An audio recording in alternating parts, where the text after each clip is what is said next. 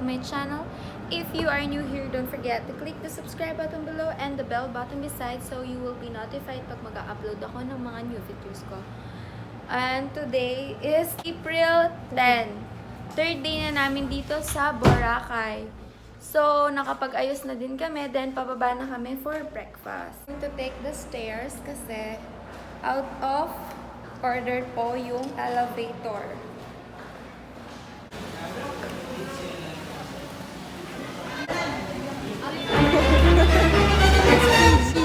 Oh my God! Nagasgas ko yung gamit ko. Ayaman niya? Level na lang. Puta, hindi nakakabentin lo. A few moments later. We're out again. Punta kami ngayon sa labas. Magpapabraid kami. Na? Palinis mo? Later. Yan mga babe, magpapabraid na tayo ng buhok. So yun, pipili tayo ng mga color. Yan yung ginagamit nila guys.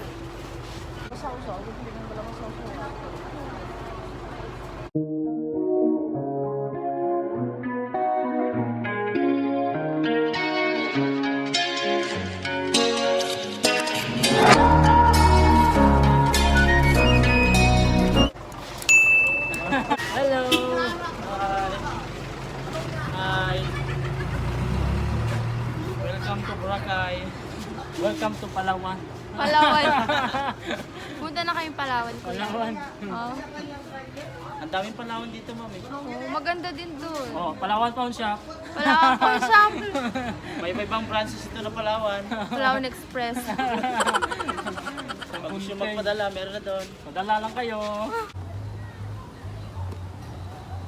So, balugang-baluga na ako. And then, ngayon, naghahanap kami ng spot. Perfect spot. Para makapag-take ng pictures.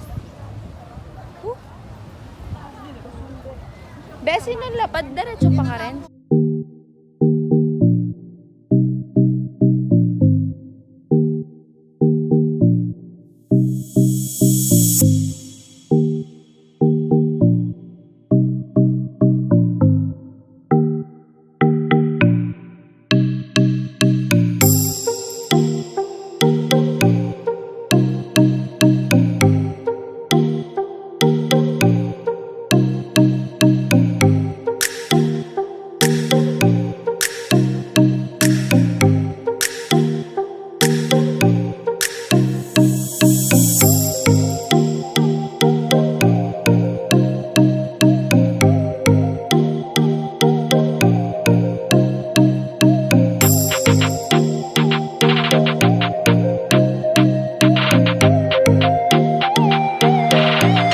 A few moments later.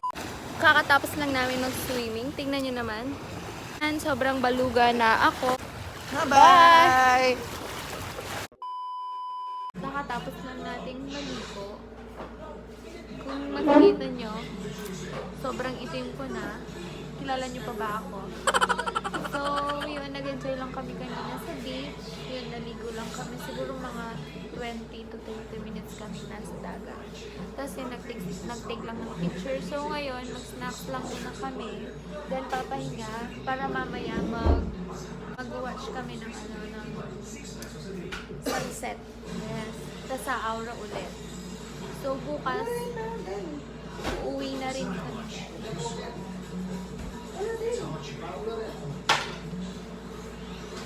So, yung braid ko, 350 lang to mga babes.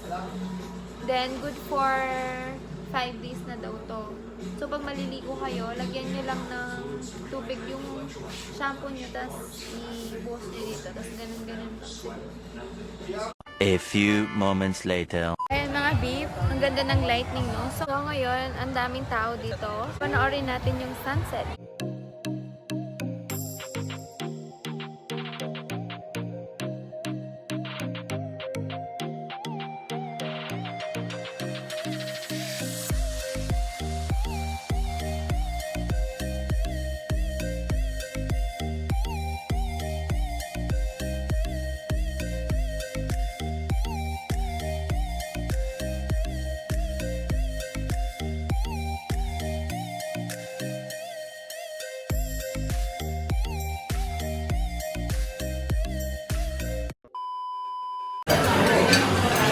Tingnan mo nga yung rito.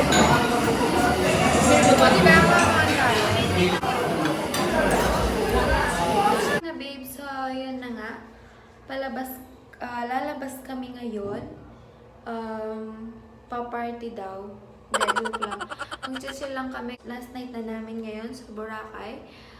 Sorry, medyo bulol na kasi hindi ako natulog kaninang hapon. Yung mga kasama ko nakatulog. Di ko alam ba't di ako nakatulog. Kaya inaantok na ako kasi nga 10:31 na mga babe. Lalabas kami.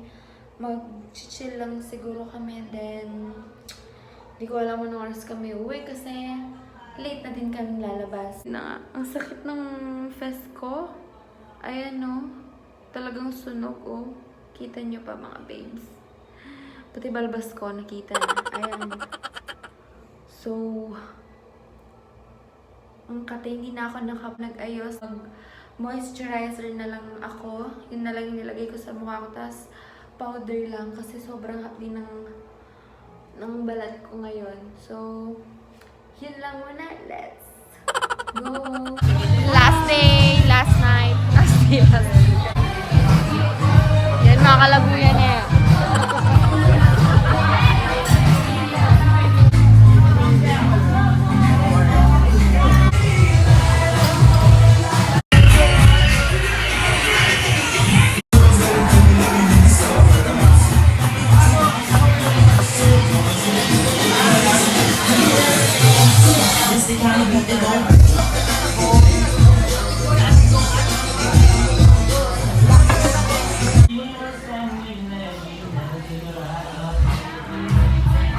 Day 4.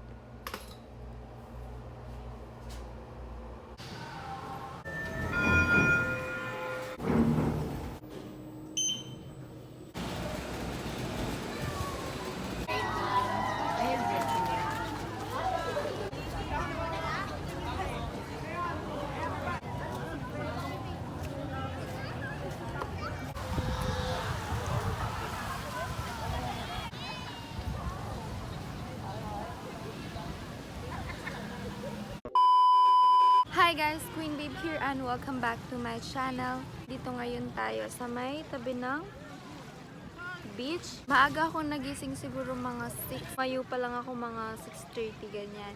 Yung mga kasama ko is tulog pa. Ako kahit puyat ako, ginusto ko pa rin tumayo ng bumangon ng maaga kasi last day na namin ngayon. Mamaya uuwi na kasi kami. Mamayang mga 5 yung flight namin. Isipan kong magising ng maaga tapos yan maglakad-lakad lang dito. Ang masasabi ko lang sa Boracay is sobrang malinis siya. Ini-enjoy ko lang yung view. Naglalakad-lakad lang ako dito sa tabi ng dagat. Then nilalaro ko lang yung sand kasi sobrang pino niya. Para siyang pulpuron. Ito na lang ata yung ipapasalubong ko sa mga kakilala ko.